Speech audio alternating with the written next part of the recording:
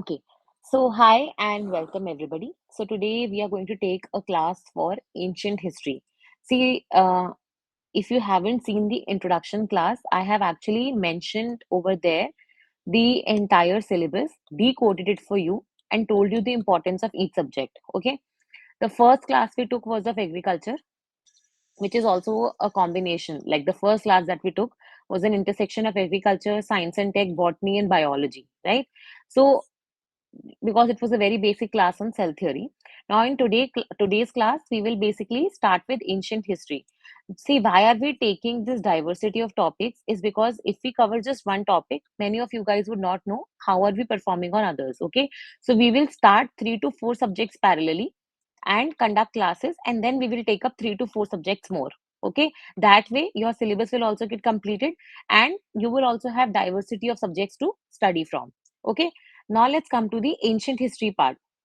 See, first of all, when I talk about ancient history, uh, we have shared 3 documents with you.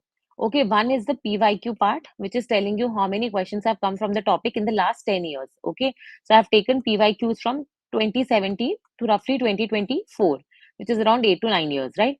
Then, similarly, you will find in ancient history only, we have shared with you 2 documents. One is your prehistory PDF, and another is your Indus Valley Civilization.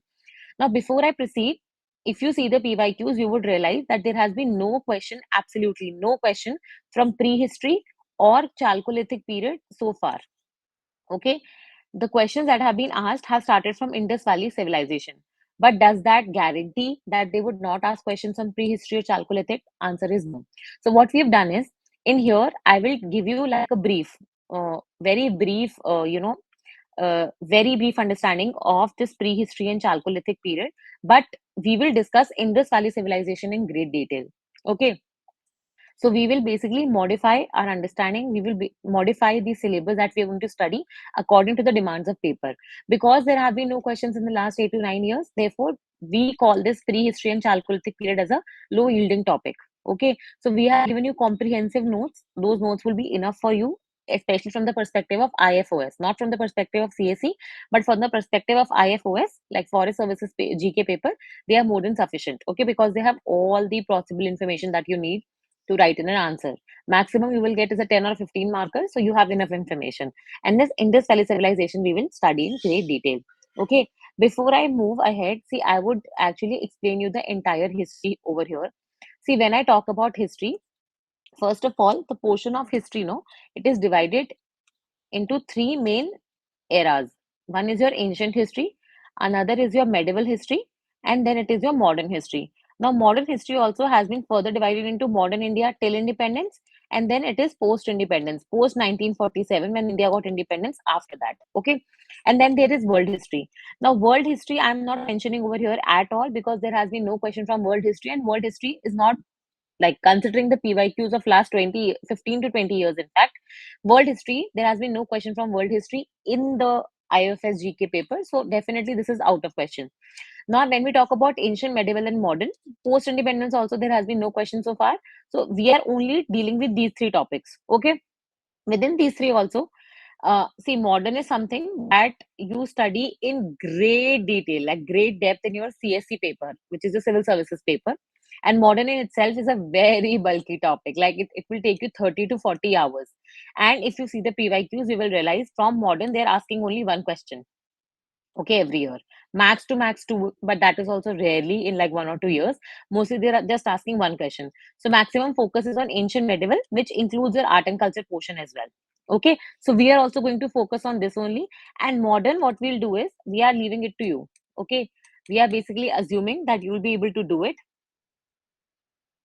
Sorry, you'll be able to do it because you studied for CSC as well. Okay, so you also let us know what do you think of the approach, because see, we don't want to waste your time on doing something that is very low yielding fruit. Rather, put your efforts of modern into some topic like science and tech and read about it more, because the chances of that coming are far more higher. Okay, that is what is our approach. But I mean, you're free to give us the feedback and everything. Now let's, so today's class will be starting with ancient. And in ancient, I have included art and culture portion also. So basically, what happens is generally when you join any coaching classes, they will cover ancient separately, art and culture separately, but they mostly have overlapping topics. Okay, what we will do is we'll finish the entire ancient history along with art and culture together itself, so you don't have two sets of notes to study from, and you are basically done with the entire topic in great detail. So whether the question is from ancient history or art and culture, you're able to approach it comprehensively. Now when I talk about ancient history, okay, including art and culture basically, see, when you have to study and understand that ancient history is everything when from the time humankind basically started. Okay, so ancient history generally starts somewhere around 5 lakh years ago. Okay, and it goes till uh, roughly around 11th to 12th century. Okay, so this entire period we term as ancient history. Now we have divided this ancient history portion into three parts. One is your prehistory, other is your proto history, okay, and then is your history. Now, what do you mean by pre, proto, and history? See, pre-history basically means history part, that period of history wherein you don't have any written evidences, like written records, like no manuscripts, no writings on the rock or hard surfaces, or basically no books, etc. All you have is painting, rock paintings, cave paintings, okay, but you don't have any proper script. Like what I'm writing on the paper is a script, right? Similarly, you will find Hindi. Hindi is also a script. So there is no writing as such that you can see in the prehistory period. All you have is cave painting, rock paintings, etc. And this is the period we call it as prehistory. Then comes your period of proto-history, which, if you don't remember, just remember Indus Valley Civilization or Chalcolithic Age. Okay, so proto-history is that period of history wherein you have written evidences, but you have not been able to decipher it. What do I mean by that? Basically, I'm saying you might have some script. Okay, I might have written this, but can you decipher it? What I've written? Probably no. So this is what is happening in proto-history. If you look at the Indus Valley Civilization, you will find there are symbols like this arranged. Okay, and there is some symbols. Okay, here is tree, some fish, something else. So this is like a pictographic script. Okay, but we have not been able to decipher that this particular symbol means what, this particular symbol means what, so we cannot read the language as such. So proto history is that period where the language existed, where the script exists. Okay, we have found the evidences of script, but we have not been able to decipher it. Understood? And then comes your next portion, which is your history portion. Now, history portion is that part which is starts from your Vedas, where you have extensive amount of writings. Okay, both on hard surfaces and soft surfaces. You have lots of books, etc. So you have language, you have script, and you are able to decipher it. We have studied Vedas, right? So that part is your history period. Okay. So what we will start in the class today. So can, if it's a request, sorry, if it's a request, no, it's a request that you please open the document prehistory PDF. Okay. So in that prehistory PDF, you will find that it's roughly around 9 pages document, roughly around 8 pages basically, and you can find an entire portion on prehistory over there. So I will teach you the basics of it, and then you can read it from there, because no question has been asked, so we will just take it very fast. Okay. See, before I proceed, there was a question, I think in 2017 or 18 in UPSC, CSC 2017 or 18, okay, in the mains paper about numismatics. Okay, so numismatics is this art of studying coins. Okay, for example, you must have studied this program called as Persh program in your Department of Posts. There's a scheme. So this is about philately. So philately is the art of collecting stamps. See, why am I telling you this is because if CSC has asked such question, and it is actually an easy question, and it is sort of a revision for your entire course, because if you are asked the importance of studying coins, or if you're asked the importance of numismatics, then you have to start as early as Magad Empire, basically your Mauryan Empire, and go till your medieval times. So it's a very good question, because then you are saying that how studying coins can reflect on different parts of history and tell you different things about a dynasty. You start from the Mauryan Empire, you tell how they were punch mark coins. Okay. Then you move on to post Mauryan Empire and you start about telling about Indo Greeks, Kushans, and tell how they, they were the ones who started minting like pure gold coins. So that reflects that how the economy would have been really wealthy, because if they are giving pure gold coins, that means the economy is really wealthy, right? Then you come to Gupta's age where they distributed other kinds of coins also, for example, copper and silver. Okay. Um, uh, and they were also the ones who basically distributed largest number of gold coins. So this is how you will move ahead. You will also talk about how on coins you have images of Samudragupta playing veena, or basically riding a tiger. Okay. Then Kumar Devi coins also, where the princess images are also there. In your Indo-Greeks or Kushans period, you will find images of Proto Shiva or Shiva. Okay. Vima Kadafis, Kujul Kadafis. So idea is that if I give you a question like this, you will have to use the knowledge of your ancient and medieval history depending upon the time period that they have asked. And it's a very good question. Okay. So what I'm telling you is, in the starting of the PDF, you will find like a table wherein I have mentioned five sources of history. Okay. I've written coin, and then I've written numismatics, then I've written inscriptions, okay, archaeology, religious text, then there is secular literature and foreign accounts. And I have given you some examples, but those are not comprehensive because this covers an entire history. So this is just an approach to tell you that if a question like this comes, then you have to basically take from ancient history to medieval history and go dynasty wise, go period wise, go dynasty wise, and start telling the important parts of that particular dynasty that you can reveal from that particular source. Okay. Sources of history means these are the places, these are the things that our historians observed, our historians studied to decipher the history. Okay. To decipher what belongs where. Understood? So here what we'll do is that, suppose coins we have already taken. Suppose take an example of religious text. Okay. So obviously when we talk about Indus Valley civilization, there is no religious text as such, but we know that they used to follow some rituals. They believe in some black magic, etc., because of the seals or the amulets that they used to wear on on their hands, right? So we know that there is some religious practice because they used to worship also Mother Goddess, they used to worship Phallus.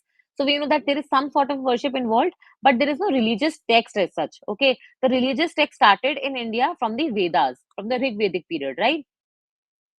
So Rig Vedic period it started from. So when you talk about religious text, first of all, in your head, you remember that all the major religions, for example, you have Buddhism, Jainism, Hinduism. Within Hinduism, also different, like Vaishnavism or Vaishnavite, Shaivite or Shakti. Okay. Then you have Parsi religion, then you have Muslims, okay, and you think of the religious texts that you know about these religions, and then you basically either go dynasty wise or you can go, time wise, whichever basically you want. But going any of these ways, either time wise or dynasty wise, will give you more information. For example, if I have to write about religious texts, I'll start from Rig Vedic period. Okay, talk about Rig Veda, talk about how it has hymns, etc. Okay, then 10th Mandal, Purushukta theory.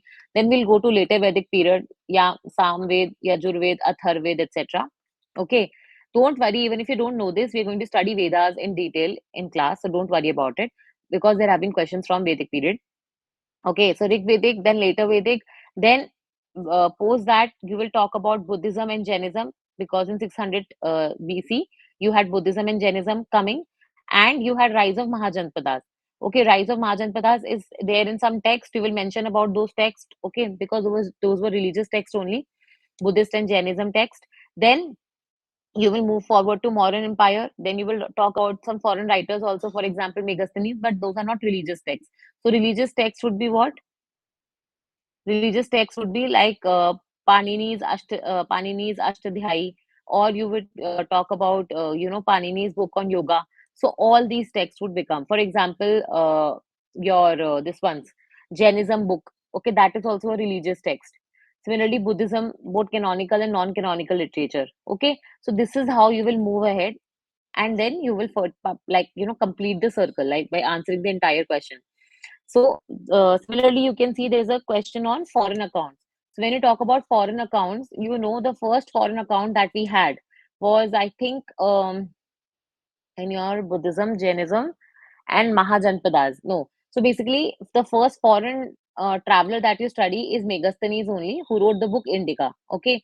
Then from there on, you will find a lot of travelers. For example, Chandragupta Maurya, then comes your Bindusar. In Bindusar's time, also, you had some traveler from Tibetan monk also, and you had a traveler from your Moroccan or Arabic area. Okay. Then you come to Ashoka's time, then you come to post-modern age, okay, then you come to Gupta's age, so Fayan, Hyun Sang, okay, all these people during Harshvardhan. So you have to mention about all these accounts. You have to mention that how these texts are related to Buddhism, Jainism. What are they talking about? Are they giving you a idea about geography? For example, if you take Megasthenes Indica, you will find that it talks about how Chandragupta Maurya never used to sleep in one particular tent for more than 2 days. How he had an army of women who were protecting him. Okay, how his food was first tested by his court people before, like, basically he was taking in the food. He also mentions about the society getting divided into seven castes. For him, basically occupation was caste. So he said barber was another caste, he said cobbler was another caste. Okay, so like that. So Megasthenes is not only telling you the information about the king and like the things happening in the court, but he's also giving you an idea about the society, geography, history, etc., the battles fought, the battles won, why Chandragupta Maurya was called as the greatest king of that time. So everything about it. Okay. So this is what foreigners' accounts are doing it for you. They are just not just verifying what our Indian history is telling from the Indian records, but they're also giving you some extra information. They're also telling you and India's history from the perspective of a foreigner. So they are also going to explore the relationship of India with at least their homeland, if not other foreign countries, at least their homeland. Okay. So this is how you're going to take this. I really hope that you do this exercise right now. I mean, this question has been asked in CSC, and it is a pretty good question to be asked in forest also. Okay, now we will start with the prehistory period. See, I'm not just prehistory. What I'm going to do is I'm going to give you an idea of the entire history, and I'm going to make a timeline for you. And you also make this timeline and just stick that paper somewhere that you read every day. Okay, so that you never forget. Understood? So please don't forget it. Otherwise, it will be very difficult. So see, whenever you start, you always write prehistory period. Within prehistory, whenever you have to mention the timing, you mention 5 lakh to somewhere around 4000 BC. Okay. Now divide this prehistory period into Paleolithic, Mesolithic, and Neolithic. Okay. So what is this Paleolithic period? See, Paleolithic period is basically your old Stone Age. Mesolithic period is your middle Stone Age, and Neolithic period is your new Stone Age. Okay. So paleo means old, so old, and lithic means stone, so old Stone Age. Meso means middle, lithic means stone, so middle Stone Age, and new means new, lithic means stone, so new Stone Age. Okay. Now Paleolithic period is somewhere around 5 lakh to roughly around uh, 10,000 BC. Your Mesolithic period goes from 10,000 to somewhere around 6,000 BC, and your Neolithic period goes from 6,000 to 4,000 BC. Understood? Okay. Now within Paleolithic also, what you do is you divide it into three parts. You start from lower Paleolithic, then you go to middle Paleolithic, and then you go to upper Paleolithic. Okay. So lower Paleolithic is your 5 lakh to 1 lakh. Middle Paleolithic is your 1 lakh to 40,000. And years ago. Okay. This is 5 lakh years ago to 10,000 BC. Now your lower Paleolithic goes from 5 lakh years ago to 1 lakh years ago. Understood? मतलब 5 लाख साल पहले से 1 लाख साल पहले तक. Okay. Similarly, your middle Stone Age goes from 1 lakh years ago to 10,000 BC. And your 10,000, sorry, 1 lakh to 40. 8 minute. I think it's not visible. Hmm. So your lower Paleolithic goes from 5 lakh to 1 lakh years ago. Your middle Paleolithic age goes from 1 lakh to roughly around 40,000 or 50,000 years ago. And then your just put it 40,000 years ago. And then your upper Paleolithic goes from 40,000 BC or 40,000 years ago to 10,000 BC. Understood? So this is your timeline that I'm giving you. Okay. Then Mesolithic, I've already told you. Neolithic, we don't have any divisions. In Paleolithic only we have divisions. Now within Paleolithic also, what is happening is that, see, okay, first of all, Paleolithic, you can make this table, Mesolithic and Neolithic. Old Stone Age, basically, what was happening is you had only primitive man, hunters and gatherers. Okay, they used to live alongside rivers, inside the caves, and they used to do some rock paintings. For example, Bhimbetka. So Bhimbetka is there. Your Karnool is there. Okay, these are some sites which give you information about the Paleolithic man or the Paleolithic life, wherein people were just hunting, gathering, and their tools also, right, they were very broad because they didn't have polishing, they didn't have techniques to sharpen it. So their tools were like stones or blades or axe, hand axe. Okay, but they were not sharp, and they used to kill larger animals. Okay, because shorter animals kill, you need sharp subjects, sharp objects or sharp tools, which were not present at that time. So they used to kill like bisons or elephants or lions, etc. So basically bigger animals they used to kill. Understood? And this all information, where are we getting it from? From the sorry, cave paintings. Okay, then comes your Mesolithic period. So Mesolithic period, there are two things that are happening. First is with respect to environment. Your environment started getting warmer because Paleolithic is the time when there was ice age. So like climate was also very cold, etc. But in Mesolithic period, you will feel that the earth has started getting warmer. Okay, temperatures have become very pleasant. And secondly, you will find that because of this, now people have started, they have started settling down at one place. Instead of roaming around like hunters and gatherers, they're still doing hunting and gathering, but they've also, or fishing, etc. But they've also started settling in one place. So domestication, and now when they're settling, obviously they need food. So what they will do, they will start growing crops. Okay, and they will also need meat. So they will start, basically domesticating animals. For example, your cattle, etc. Okay, so domestication of animals and domestication of crops started in the Mesolithic period. And what is happening is, see, here they were having very broad tools, okay, non sharpened tools. So they were killing bigger animals. In Mesolithic period, they discovered this technology of flakes. Okay, so when you hit a stone, you get these small materials, right? And they used to sharpen these small materials which are coming out as flakes, and then they used to use them as tools. So this flaking technology, because of which they used to get sharpened tools. Okay, so now their tools were called as microliths. Microliths basically means tools which are less than 5 millimeter in size. So very small size tools you will find, and very sharp also. So that means they are able to now kill smaller animals as well. Okay, this is what is happening in your Mesolithic period. Then comes your Neolithic period. Okay, in Neolithic period, you will find three things happened. See, fire was discovered long time back, because otherwise, how would Paleolithic people cook also? But controlled use of fire. Okay, how do you control fire and how you use it for your own benefit, for either making tools, making pottery, or cooking food? That got discovered in Neolithic age. So, controlled use of fire, invention of wheel. Okay, wheel. Initially, the wheels were solid. Okay, they didn't have any spoke, they were solid, they were filled. But then they gradually started making these hollow wheels. Okay, then they made spokes. So idea is, this discovery of wheel was an important thingy, because a, it is going to be now used for transportation. Secondly, it is going to be used to make utensils and pottery, etc. Okay, and that is why in Neolithic period you have discovery of pottery. Okay, so in Neolithic period, you had controlled use of fire, you had invention of wheel, and you had controlled use of pottery.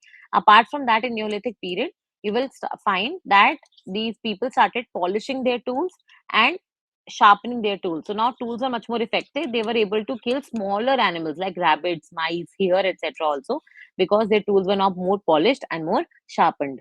Understood? So this is your prehistory period. Now we will study little bit in more detail also your prehistory part. See, first of all, we will take the Paleolithic period. Okay. So I hope that now you've gotten a basic understanding about the entire, uh, at least your prehistory period. So when you talk about the Paleolithic period, you already know the time span that I'm talking about. You already know that it was about ice age. You already know about hunting, gathering, and fishing, etc. Correct? And you also know about the three phases. So I'm not going to repeat it. See, whenever you talk about any period in history, Paleolithic, Mesolithic, Neolithic, or any empire, you have to mention, first of all, its time period.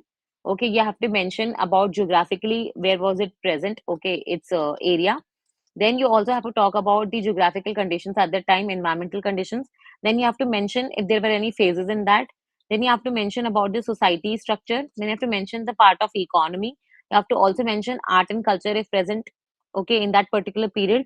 You have to also mention about language or literature, any books, etc., any foreigners that have visited particular in that particular time or that particular dynasty or that particular age.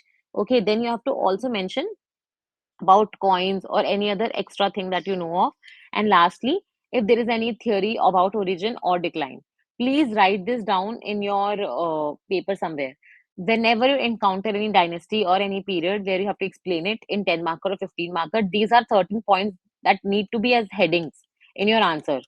Okay, whether you write two lines in front of it, four lines in front of it, that depends on your knowledge. But these headings have to be there: economy part, society part, trade part, art and culture part, foreigners part, language part.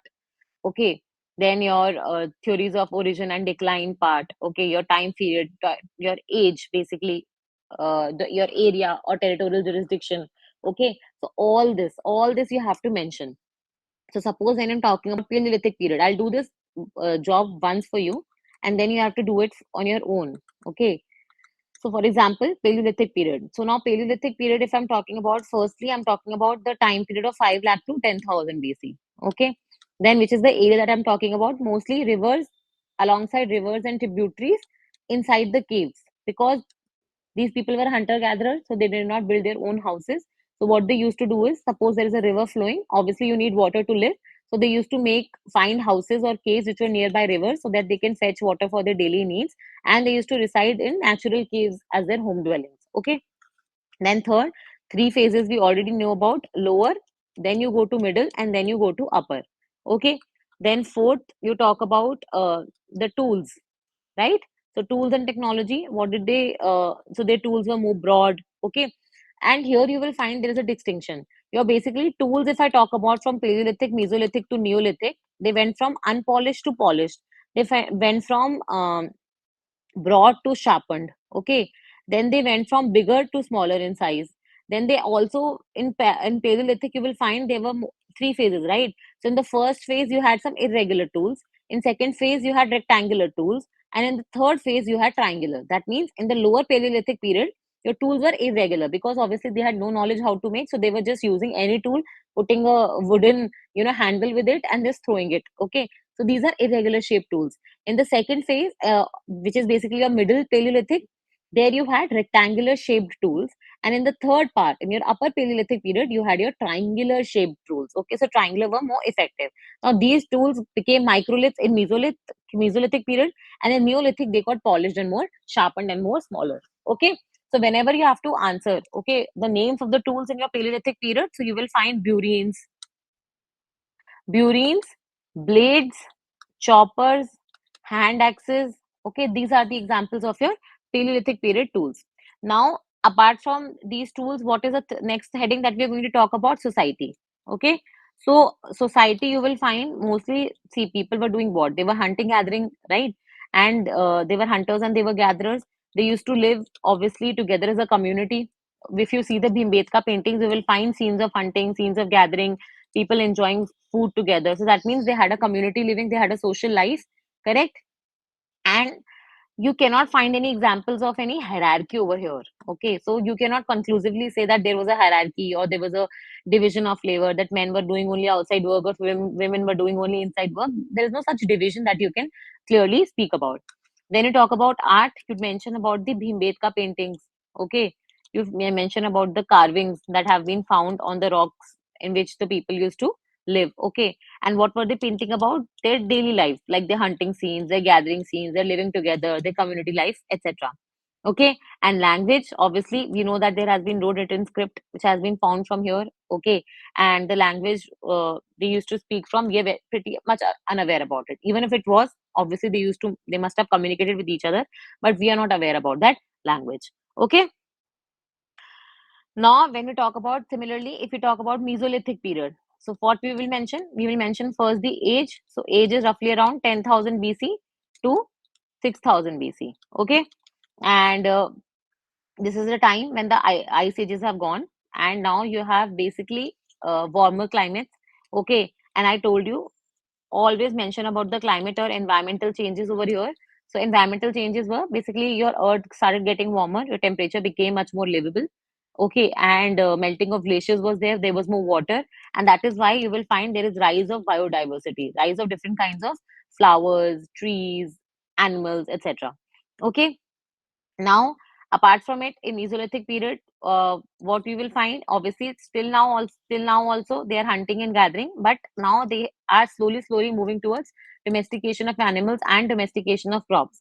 Now, if they're living at one place, obviously you will also find यहाँ पे burial practices, okay, and they are buried along with the things that they need for future probably. So, like their wealth or some seeds or some food, or even if you had a domesticated animal, for example, dog, then you are burying that dog also along with, sorry, along with the person. So that means you believe in afterlife, you believe in life after death. Okay. Then you will find that here your tools. Okay, the major feature is about tools. So tools are called as microliths. I told you about the flaking technology, and I told you that how tools are getting much more sharper, right, much more smaller, and they are now able to kill those smaller animals as well. Okay. Settlements, I already told you. Now, since they are domesticating animals, domesticating crops, that means they are doing agriculture, so that means they are started a settled life. So early evidences of huts, early evidences of houses, okay, have been found over here. The best example would be Mehergarh in Pakistan. So there you can find early evidences of houses being constructed. Initially, obviously, houses were made from husks or uh, the mitti, which is basically your mud. Okay, and then basically you will find later in the Indus Valley civilization, your houses will be constructed from bricks. Okay, so you obviously there is a progression. Always remember there is a progression.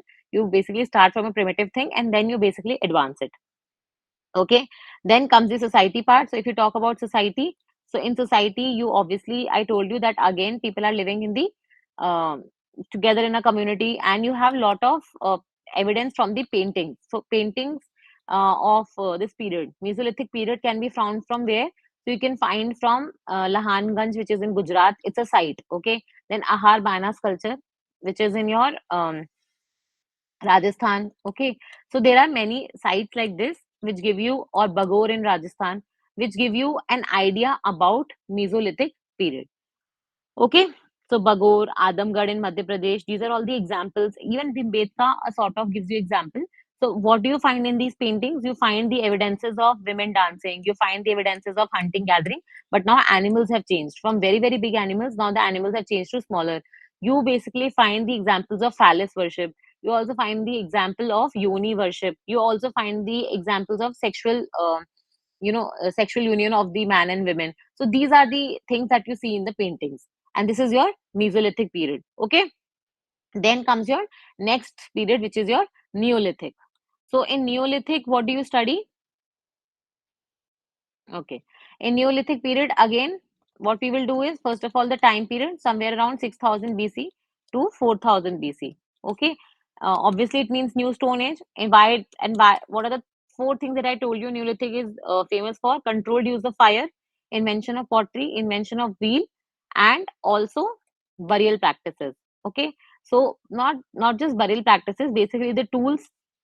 Okay. And also how village life or burial practices, everything basically now complete domestication will happen. Okay.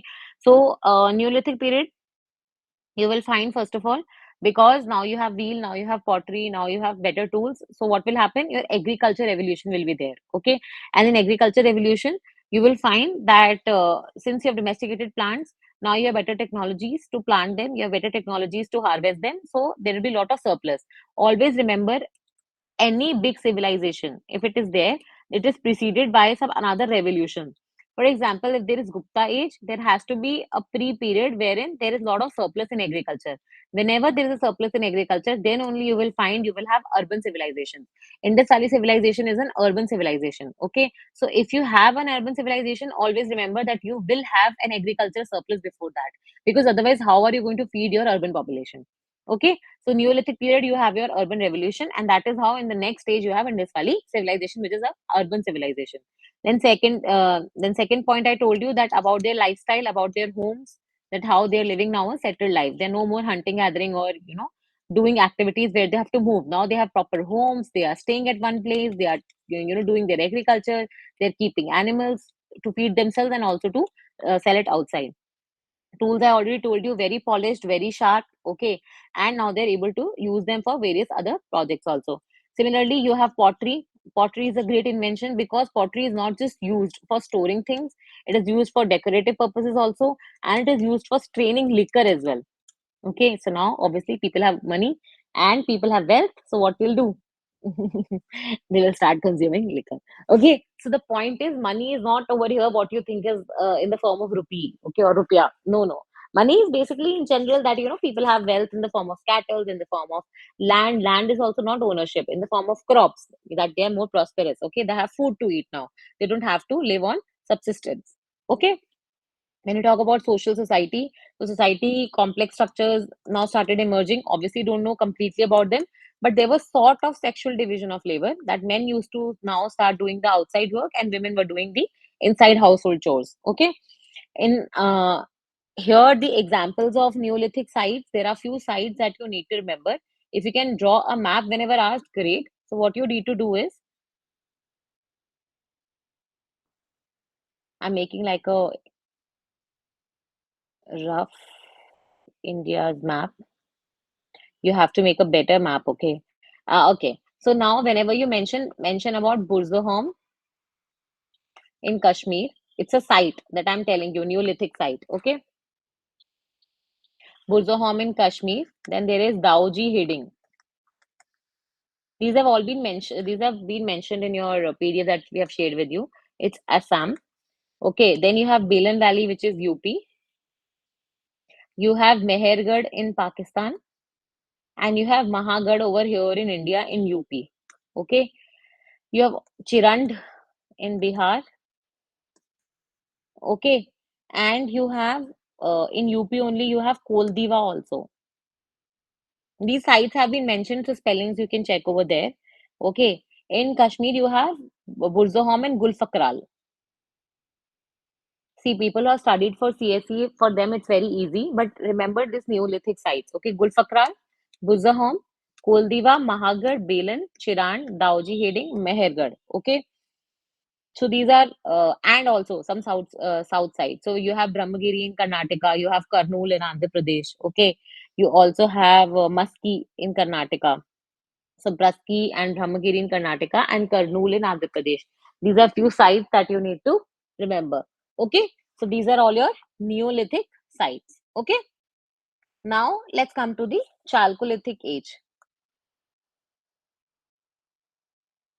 See, when I talk about Chalcolithic age, so decipher the first word first. See, Chalco plus lithic. So Chalco means your copper and lithic means your stone.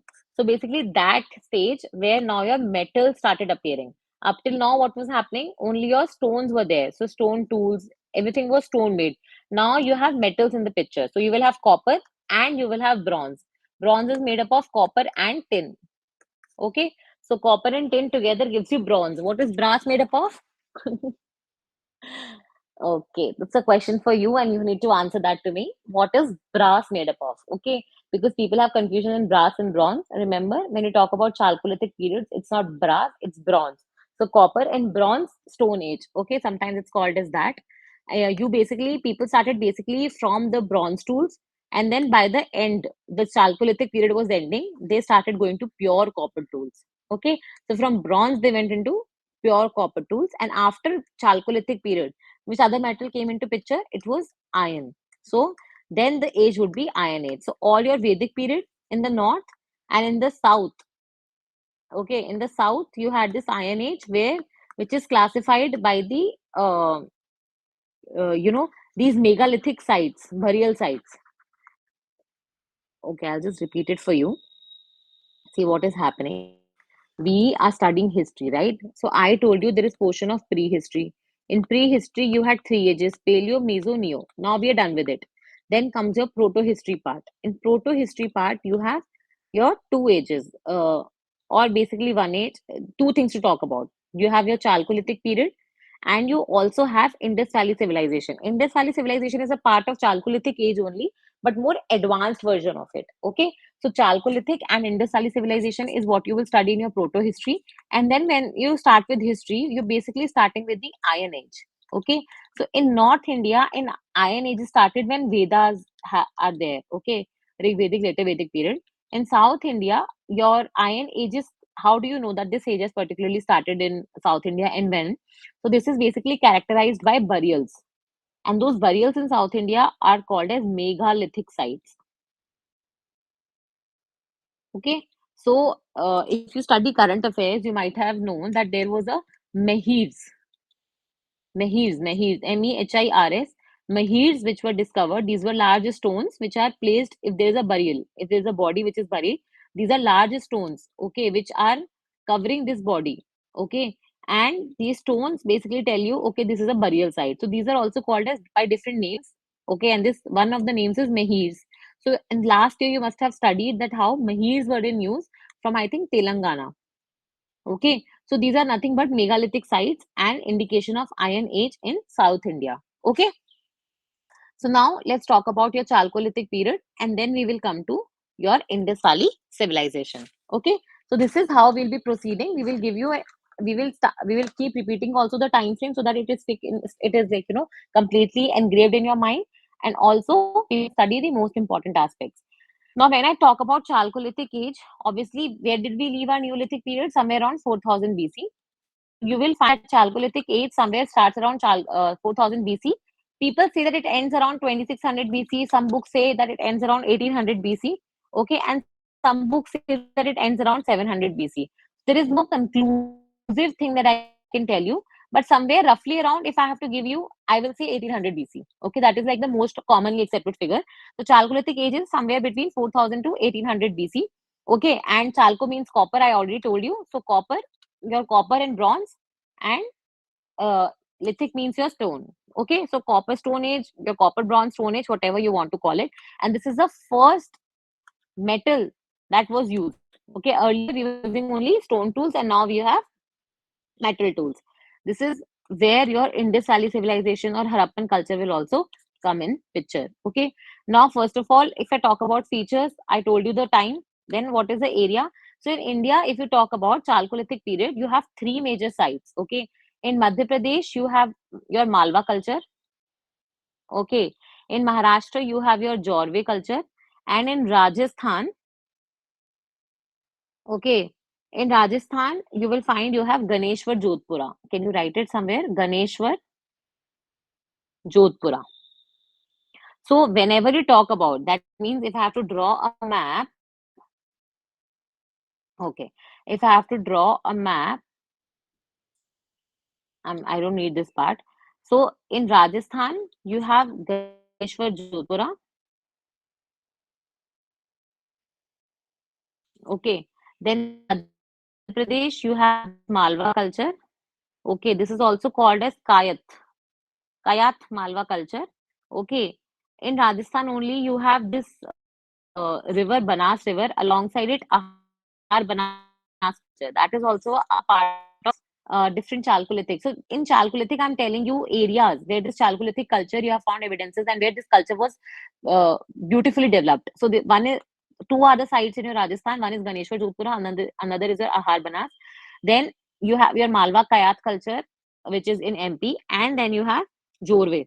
Okay, then you have your Jorve culture, which is in your Maharashtra area. Okay, so you have four sites that you need to remember, which you call it as a site for Chalcolithic period. Okay. Now, if I talk about characteristics, firstly, from pure stone tools, now you went to copper stone tools or bronze stone tools. Okay.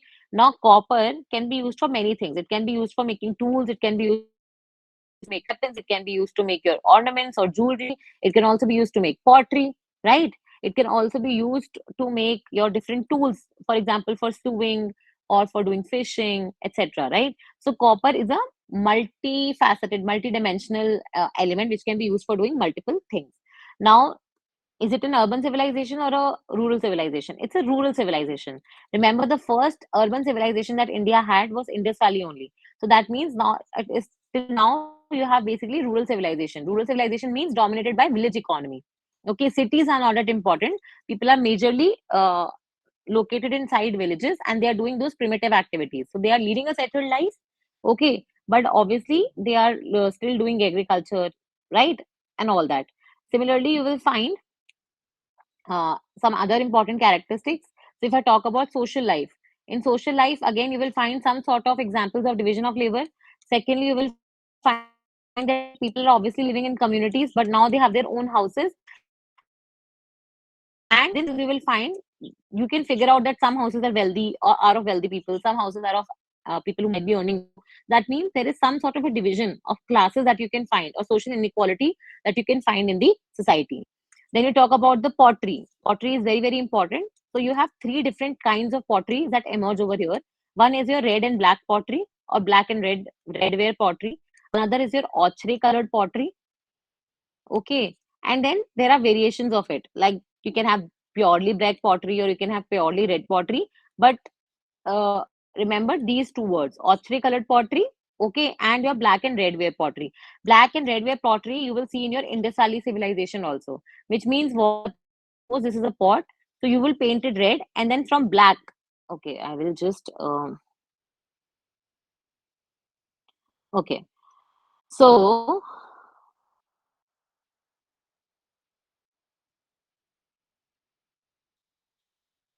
hmm. So you will find that there will be a red color on it, and then from black color you will start painting geometrical designs or some leaves or some flower patterns, whatever it is. But you will make those motifs from the black ink. Okay, so on a red color pot you will make it from the black ink. So that is why it is called as black and red ware pottery.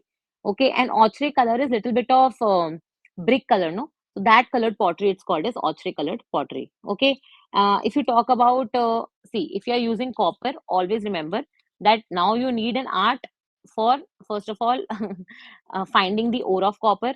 Copper comes from where? From Rajasthan's Khetri mines, you must have heard, and it was also imported from other sites, okay, from out of India. Afghanistan, Oman, where you will find a lot of copper deposits. So Rajasthan Khedri mines are also pretty famous. So now when you're using copper, you need an art of, first of all, mining copper, identifying the ore of copper, then mining it, then smelting copper, smelting that ore to get copper, and finally casting that copper to make different tools. Okay, so here comes a technique called as Sire Purdue technique or lost wax technique that you will find in your Indus Valley civilization, of how to make utensils or any tools from copper. Okay, then comes your religion part. Tell me one thing, that in early ages, even in Indus Valley civilization, did you have so much of religious beliefs? You might have had, but they are not so solidified as what we see in your Vedic civilization. So obviously there is worship of Mother Goddess as you see in your Indus Valley civilization, right? There are different cults also. People believe in life after death, that can be seen from the burial practices, but you would not find such concrete example of temples, etc., that you find in later stages. Okay, similarly you will find okay, different sites we have already discovered or talked about earlier. Okay, Bagor, Ahar, your Jodhpur Ganeshwar culture, Malwa, Kayat culture, or your Jorve culture. So these are the sites from where you have gotten different evidences. Okay, of different tools or copper material or your pottery or your different elements. So that which basically tells you about this particular area. Okay, so this is your entire prehistory to Chalcolithic, that PDF. I have mostly covered everything in detail, just because I didn't want to leave it. If at all there is any question, you can answer it from the limited knowledge that I have given you also. And for more, you can read that particular document. Okay. In the last, you will find a table. Even if you just read that table, I think you will be able to answer a 10 marker easily. Okay. So it is basically comparing your Paleolithic, Mesolithic, Neolithic, and Chalcolithic. It is for quick revision in the end. So that whenever you are revising in the end, you don't have to go to the entire document. You can just read this particular table. Okay. With this, we finish our prehistory, and proto-history is one part, which is your Chalcolithic period. And now we will start with your Indus Valley civilization. So please open your Indus Valley civilization document, and I will open it for you in this particular tab as well. See, Indus Valley civilization, people who have studied for CSC might be aware about it, and it's pretty easy also. First of all, I'll give you some basics of Indus Valley civilization so that we can read through the document easily. See, Indus Valley civilization, as the name suggests, is basically a civilization that got discovered along Indus River. Okay, and who discovered it? So the first site, so Indus Valley, it's a civilization, right? So there will be lot many sites in it. So the first site which got discovered was Harappa, and that is why, which is in currently Pakistan. So all the three major sites that you hear about, Harappa, Mohenjo-daro, Chanhudaro, these are all the sites which are there in Pakistan. In India, some famous sites that we have are Dholavira, which is also a World Heritage Site. Then you have your Rakhi Gadi, which is in Haryana, Dholavira, which is in Gujarat, Lothal, which is also in Gujarat, which is a port city. Okay. In Rajasthan, you have Kalibangan. Don't worry, we'll be studying about these sites also. But I'm telling you that how this civilization got developed along India and Pakistan, because that time India Pakistan had no geographical or geographical obviously, but not political boundary. So it was a part of a larger Indian subcontinent. Okay, there was free flow of movement, etc., of people, goods, and everything. So that is why you will find this Indus Valley civilization got developed alongside Indus River and its tributaries. Or obviously, we know that Indus River flows through India and Pakistan. Okay, now you will find hmm, so now you will find that okay, when we talk about Indus Valley civilization, the first site that got discovered was Harappa. Dayaram Sahani. Okay, this is the name that you need to remember, because he discovered this site of Harappa, and that is how this Indus Valley civilization is also known as Harappan civilization. This is the time when there were three other major civilizations also which were discovering around the world, which were discovered around the world alongside the same period only. One is your Mesopotamia civilization. This got discovered alongside the rivers of Euphrates and Tigris. Okay, so this is a civilization in Iraq and Iran. Alongside the Euphrates and Tigris River, you had Mesopotamia civilization. Similarly, you had Egyptian civilization along the river Nile. Okay, and you had another civilization which is along Chinese river. Okay, so which is called as the Chinese civilization, which is discovered around the river in China. So you have four of these civilizations developing roughly around the same time. Okay, telling you that how in different parts of the world you had different civilizations coming up. Okay, when you talk about Indus Valley civilization, first of all, the time period. So roughly you will find Indus Valley civilization extends from 2500 BC. I mean, there are different phases of it. So you can say that it started from somewhere around 3300 BC and it goes till 1300 BC. Okay.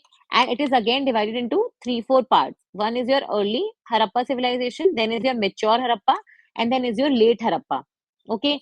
Mature Harappa means you had these big cities of Harappa, Mohenjo-daro, Kot Diji, etc. So Kalibangan. So these are like a very mature sites, purely urban civilization, all that. Early civilization, when this civilization has just started coming up only. So your sites in Mehergarh, Pakistan, they are examples of it. And your late site, Harappan sites means those sites which tells you about the decline of Harappan civilization. Okay, which tells you that how now rivers are either drying up, or they're changing their courses, your climate is going haywire, or earthquake has come up. So those cities which tell you that how decline might have taken place of Indus Valley civilization. So cities like Lothal will fall in here. Okay, so you have three phases of Harappan civilization: early, mature, and late. Early phase will start somewhere around 3300 to 2600 BC. Your mature phase will go from 2600 to 1900 BC, and your late phase will go from 1900 to 1300 BC. Understood? So this is your Indus Valley civilization time period wise. Now, when I talk about your extent, right? Area. So remember these four sites. Okay, the southernmost site is Daimabad in Maharashtra. Uppermost site is Manda in Kashmir. Your um, easternmost site is your Alamgirpur. Okay, in UP, and westernmost site is your Sutka Kendor. Sutka Gendor. Okay, which is part of your Pakistan. Some books you will also mention the name Shor Tugai, which is in Afghanistan Pakistan border, but that was mostly like an trading outpost. Suppose if I make India's map, okay, here is Pakistan, this is Afghanistan. So Sutka Kendor is somewhere here. Okay. And Shor Tugai is over here. It's an outpost. It's a trading outpost. Okay. So some books mention Shor Tugai, some mention Sutka Kendor, but generally the most like, what do you say? The most agreed answer for the westernmost extent is Sutka Gendor. Okay. So these are like the four major sites that you need to remember: the upper, northern, southern, and easternmost boundaries of your Indus Valley civilization, the areal extent of it. Okay.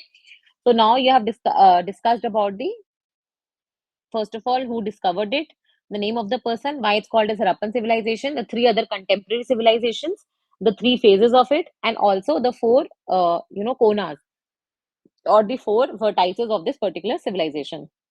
Then what we'll do is we'll understand this civilization on the basis of some sites only. Rather than going slow, we will just go what is needed. Okay, see, I don't need this part. That is why I made like this. But in exam, you will make a proper map. Okay, do not make like this. If you're just using the upper portion, make the upper part of it. Okay, so you will start marking sites with me here. Okay, I'll have to make a better map. Otherwise, how will I explain it to you? Okay, see.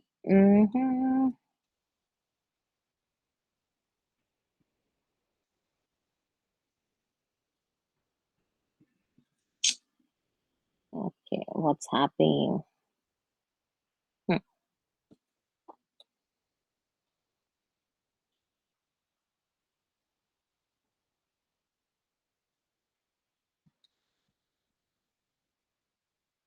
Yeah, now it's much better. See, in Rajasthan, you had this site on Ghaggar River, which is your Kalibangan. Whenever you mention any site, na, if you know the river, also mention the river in front of it in brackets, like Kalibangan, Ghaggar. Okay. In Haryana, you have this site called as Rakhi Gadi, which is like the largest site discovered in India, which is Haryana, and alongside river Ghaggar only, by the way. Okay. Then here in Gujarat, you have sites, for example, in this run of Kutch, you have here Dholavira. Okay, along this run of Kutch. Then you have Lothal, which is over here, Mahi Sabarmati wala area. So you have Lothal. Again, this is Gujarat. In Gujarat only, just below Dholavira, you have this another site called as Surkotra. Okay, Surkotra. I'm just telling you five, six important sites. For all other sites, you can see the notes that we have provided you. Okay, then comes the Pakistan, and there is River Indus. So alongside River Indus, you will have some major sites. Okay, for example, there is Harappa. Okay, then there is downside Mohenjo-daro. Then there is Chanhodaro. Then there is Kodiji. This is Mohenjo-daro. This is Chanhodaro. This is Kodiji. This is Harappa. You have Amri, and here there they like Karachi port is there, right? So you have basically Allahadino. Okay, and just in like here over here you have you have Balakot, which are your bead making sites, basically your sites for shells and bead making, etc. So you have Balakot. Okay, and here only you will have a site called as Sutka Kendor. Okay, Sutka Kendor. Over here you will have a site called as Shor Tugai, which is in Afghanistan Pakistan border. Okay, so what I've done is I've given you major sites. Apart from it, I'm missing something. There's one site called as Ropar. This is also in Haryana or Punjab Haryana region, alongside your Bias River. So Satluj River, sorry. So this is your Ropar and your Satluj River. Okay, so Ropar in Punjab Haryana region, alongside this. Okay, now I will tell you the importance of these sites and why are they famous. Okay, so what you will do is you will start writing either, so there's a table made, so you can just check it out over there. So when we talk about okay, we'll start with Harappa only. So Harappa, what if there is a question on Harappa, so what you will write, first of all, you will write like the general idea about what is it about, where was it found, which civilization was it part of, okay, where is it located, and everything, and then how it is the first site and who discovered it. Okay, and secondly, what have we found in Harappa? So in Harappa,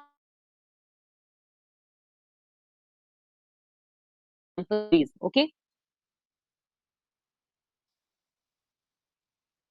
Okay, so you have examples of six big granaries. Granaries are the areas where you store food grains, right? So six big granaries you have found over here. You've also found in Harappa, you have potteries. You've also found some stone tools. You've also found weights and measures. Okay, weights and measures are the equipments or the tools that you use to measure, right? The sites. that what is the weight of a particular thing that you are holding. So that, and you've also found example of seals. Seals are generally made of soapstone, okay, because it's easy to cut and mold. So this is what you have found at Harappa. When you talk about Mohenjo-daro, right? So Mohenjo-daro basically means the Mount of Dead, a site of Mount of Dead. I think there was a movie also, right? Mohenjo-daro by Hrithik Roshan. So I mean, if you've seen that movie, you might obviously it's fictional, but there are a lot of things which are taken from the real life discoveries also. So in Mohenjo-daro, what you have found, example of granaries, example of great bath. So great bath is this structure which is like a long swimming pool, has changing rooms, okay, has as a hole for water coming in, has a hole for water draining out. It is covered by plaster so that water stays, it does not go inside. This is made up of bricks, then on which you basically put plaster. Understood. There are stairs for people to go inside it, stairs for people to come outside. This is your great bath structure. I'm explaining you the structures as well because if there's a question, then you need to explain at least something about it, right?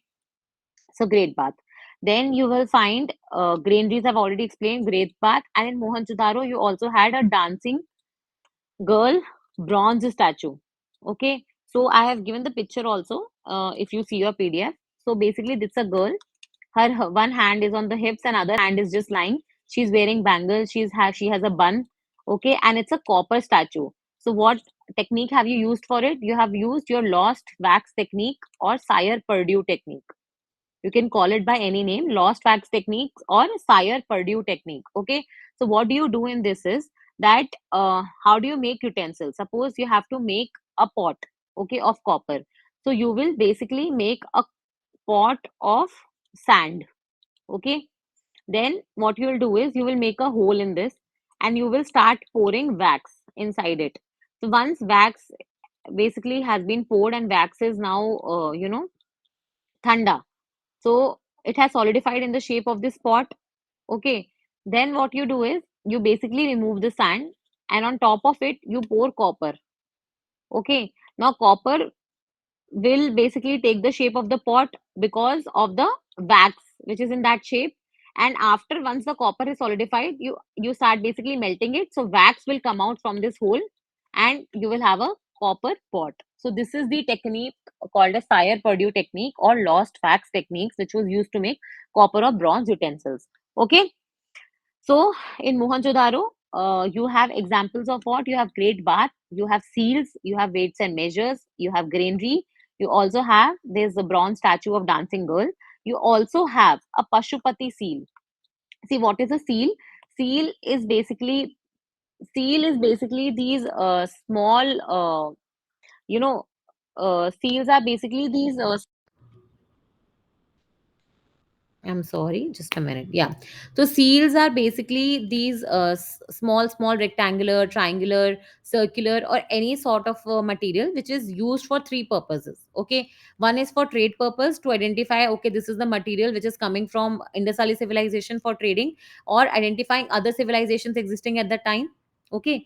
Secondly, it was used for education purposes also because in a seal you will find some images of proto shiva, okay. You will find so how does a proto shiva look? So proto shiva has like a face, he has three horns, okay. He's sitting in a yogic posture. Then you also have on the sides, okay, some animals, deers, etc. Then you also have some tools that he is holding. So basically earlier form of shiva also called as proto shiva or yogic shiva, okay. Similarly, you will find images of mother goddess, okay. So you can also find images of pi. You can also find images of a unicorn, okay, that mythical animal which has only one horn. So seals can also be used for education purposes. Seals can also be used for trading purposes. And seals, some seals had this hole in the back, and so that a wire or a thread could be tied, and people were wearing it in their forearms, okay, to basically ward off evils. So it is also used for the purpose of amulets, okay. So seals you will find majorly are found from all the sites, But Mohenjo-daro, Harappa, some of these sites have many seals, and also seals of different images. That is how you can decipher lot of information about this civilization. Okay, so Mohenjo-daro, what have we found till now? Seals, weights and measures, potteries, your bronze girl statue, your great bath, your granary. Okay, apart from it, burials. Okay, in Harappa, or sorry, in this Harappan civilization or Indus Valley civilization, you had different kinds of burial practices. Okay, one was complete burial, another was burning and then just burying the ashes. Okay, burn the body and then bury the ashes. Then another was where you are doing coffin burial in wooden coffins, etc. Then you had basically together burials, like joint burials of many people or husband wife or a couple, etc., together. So there were different kinds of burial practices, and such practices have been observed from Mohenjo-daro also. Okay, then you will come to the next site, which is your Kalibangan. Okay, Kalibangan is pretty famous site, which is in Rajasthan on the river Ghaggar. And remember three things. Okay, Kali Bangan literally means black bangles. So it was a site, or it was a manufacturing factory come habitation site. In Indus Valley civilization, you can have a site which is just a factory site. That means only production of things is happening over there. It's a habitation site where people are living. Or you can have factory come habitation. That means both things are happening. So Kalibangan was a factory come habitation site. People are living also, and people are producing tools also. So black bangles and Kalibangan, what is the evidence that you have found? See, seals etc is very common. Seals ho gaya, pottery ho gaya, so that you can write everywhere. But apart from it, you will find you have evidences of fire altars. You have evidences of plowed field. That means people knew the art of plowing. They knew the art of irrigation. They knew the art of canals, building canals. So that is there. And in Kalibangan, you also have evidences of since it's a black bangle only, so you have bangle factory. Okay, then you come to another important site, which is your Banwali. Okay, so Banwali as a site, you will find that it is mostly your agriculture dominated site. Okay, and it is also a site which is Banwali is in Haryana. Okay, it's a site in Haryana. So suppose if you are asked questions about most important sites of Harappan civilization inside India, you cannot mention Harappa or Mohenjo-daro or Chanhodaro, etc. And that is why I'm giving you the explanation of these sites. For example, Banwali. So what you will mention is Rakhi Gadi, Kalibangan, Banwali, Dholavira, Lothal, Surkotra. Okay, and yeah, and the four vertices, out of which you cannot mention the East Coast, but Manda, Alamgirpur, and Daimabad. So these are the sites. If I'm asking you specifically about the sites in the Indian part, Indian continent, or Indian subcontinent, not the subcontinent, the Indian part of the subcontinent, then you have to mention these sites. Okay, so Banwali is there. Then similarly, Lothal, I already told you, it was a port town. So basically, as a it was used for import and exports.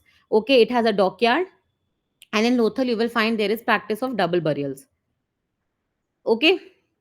When you talk about Dholavira, so Dholavira became important when it became a World Heritage Site. So Dholavira has three things and three or four facts that you really need to write whenever you write about Dholavira. A is that Dholavira has a very big stone slab on which big pictographic script is there. So, like, it is unusually larger than the other sites where you have found the evidences of script, but that those script are very smaller. It has very larger script. Okay, large letters. So first is that. Second is Dhulavira gives you example of irrigation systems, canal irrigation, etc., or water conservation technologies. So that can also be found in Dhulavira. And unlike other cities which are divided into two parts, Dholavira has been divided into three parts. Other cities of Harappan civilization are divided into two parts. One is your citadel part, which is basically smaller, upraised part and lies in the west. And to the east is a city part where commoners live. Okay, so citadel is like this administrative block. For example, you have North Block, South Block, right? President Bhavan, etc. So consider in Harappan Valley civilization, you had one part which was known for administrative purposes or some very important buildings like Great Bath, granaries, all will be found in this part.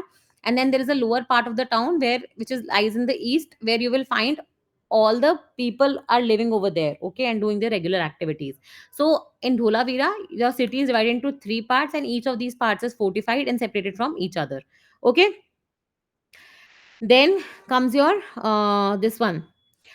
Remember Nageshwar and Balakot. Okay, Nageshwar and Balakot are famous for bead making and shells, because they are on the beach side. So you will have a lot of shells and bead making factories over there.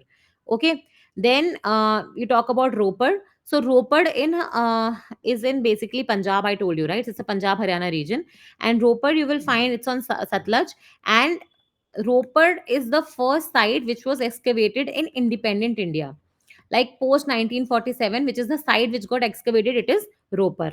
Okay, and then I told you that you had three phases, right? So mature phases I've already talked about. Late phase I've talked about Lothal. In the early phase, you had basically Mehergarh, which is a site in Pakistan where people started living sedentary lifestyle. They had mud houses, and now slowly brick houses were coming up.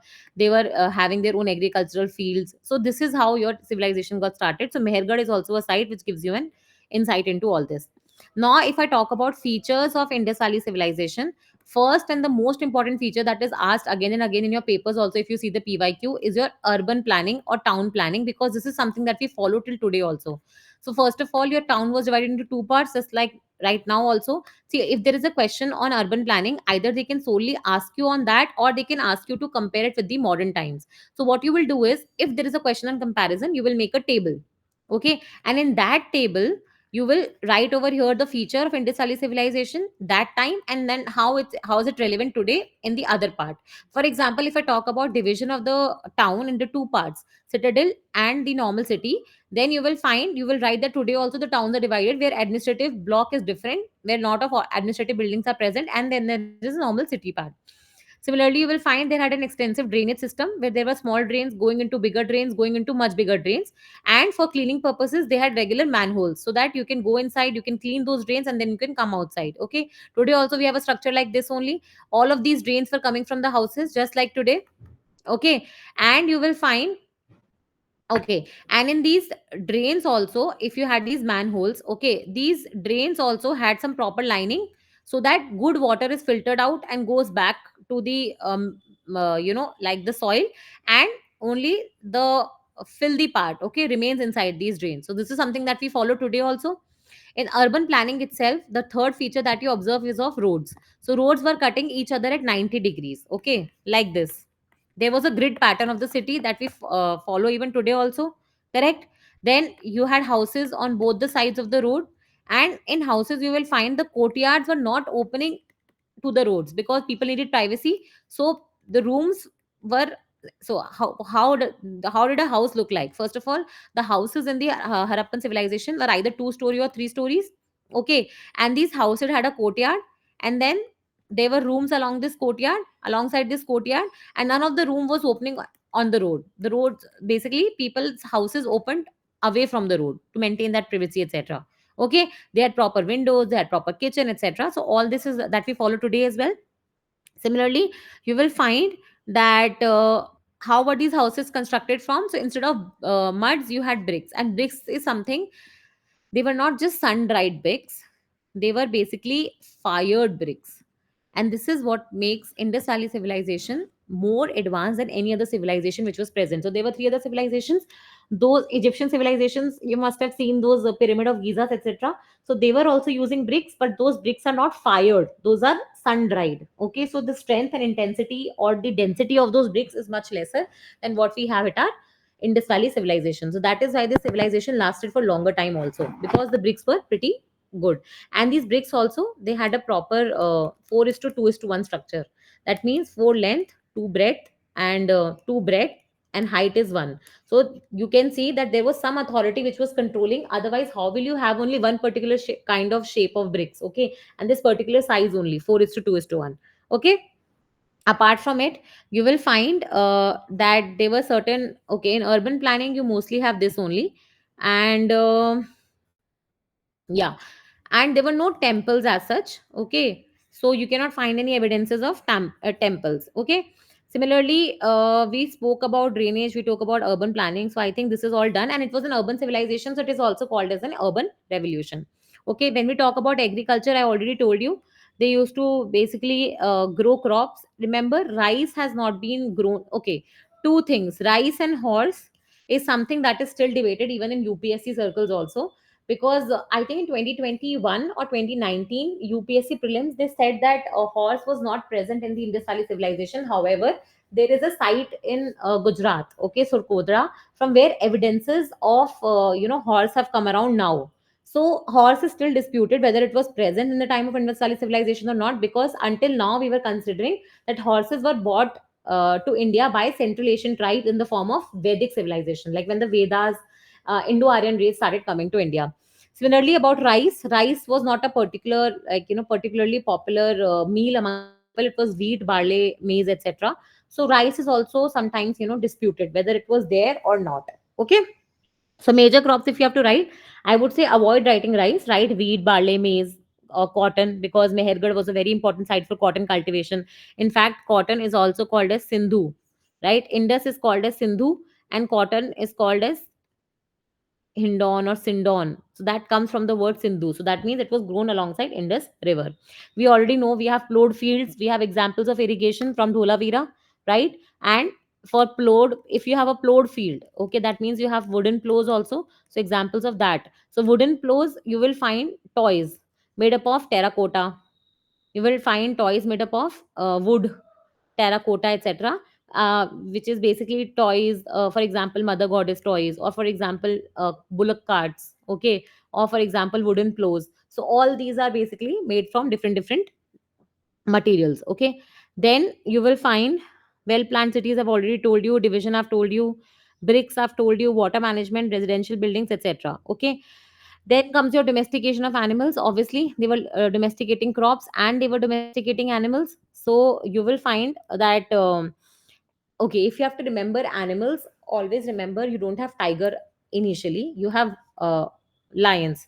So LHBE. I'm giving you the trick. LHBE: lion, horse, bulls, and elephants. So these are the four big animals, along with deers, that you have to remember. And these animals existed because of the seals. In seals, you have examples of horses like that Proto Shiva seal is there now. Alongside it, these four elements LHBE plus deers are present. Then there is a seal of unicorn. So all this is that these animals were either worshipped or they were there in this particular civilization. Okay. Then you already know that tools. There were metal tools also, like purely copper tools also, like for example copper tools, copper pottery, etc. You had bronze tools also, you had tools made from wood also, you had tools made from shells also, you had beads as well, okay, you had terracotta toys as well, or terracotta tools. Similarly, you will find that you had sculptures. Now sculptures can be, okay, there are two or three major sculptures that you need to know, and they have mostly been discovered from Harappa and Mohenjo-daro. And from Mohenjo-daro you had this bronze dancing girl statue, and you also had a bearded priest statue, okay. So bearded priest statue, if you see the photo I have already put, so basically he has a nose, he has eyes, etc. He's wearing a shawl which has this trifoil pattern, okay. His eyes are half closed, okay. He has beard, he also have a mustache, okay. So these are all the characteristics of that bearded man, of which people also call as priest king, okay. And another you have got is a red sandstone torso. So just the body without head, okay. It is called as red sandstone torso, which you have also gotten from Harappa, okay. Then if you talk about seals, I already told you that how there are different colors, different sizes, and they are made of steatite, which is soft stone, to basically mold them into different shapes, and what purpose are they serving. If you talk about political structure, see, if the city is divided into citadel and the city and the town part, okay, there is 4 is to 2 is to 1, there is proper size of seals, that means there is some controlling authority, but we are not sure what this authority is called, what is the name, or are they the kings or the rulers or just the group of people ruling. We have no idea about that, but we for sure know that there is some administrative authority, there's some sort of centralized administration which is present, okay. And there is some sort of local governance structures also, okay. But there is no example of a standing military, or of a garrison town, or a fortified city which is only used for military purposes. So we are yet to decipher it, so no evidences have been found till now of that. Terracotta we've already discovered. Pottery I already told you, for three purposes: storing, straining liquor, and also for decorative purposes. Okay, and remember that pottery is of two kinds. Either it is hand painted, either it is plain or it is painted. Okay, or it is made by hand or it is made by pottery. So you will find pottery pottery made from wheel is much higher than hand, and plain pottery is much higher than painted pottery. Okay, painted adds in red and black ware. Okay, so red and black ware pottery you have found. Okay, you also find evidences of trade with other empires, okay, other civilizations, for example Mesopotamia for sure. In here you will find we used to import and export, right? It was a very wealthy civilization, it was an urban civilization. So we used to export and we used to import. What we'll be importing? So obviously we didn't have copper. Okay, we don't have tin, we don't have gold. Okay, we don't have what do you say, jade, etc. So that this thing is we are importing from other civilizations or other areas. And what are we exporting? Obviously cotton, your agricultural surplus, okay, your beads, ivory, pottery, because this is something that we have in surplus. So where are we getting all these things from? Your Oman, Afghanistan, Pakistan, Meluha civilization, okay, and your Dilman, which is your Bahrain. Okay, and you're exporting also to both east and western parts, Sumerian, etc. Okay, if you talk about society, then in society you will find that firstly, people had jewelry. Obviously they used to wear jewelry. They had there was some common jewelry which both men and women were wearing. There was some jewelry which only women were wearing. Okay, so there was like anklets, armlets, rings, earrings, okay, a lot of like some jewelry in the neck or some forearms. So all of this you will find evidences from different sites.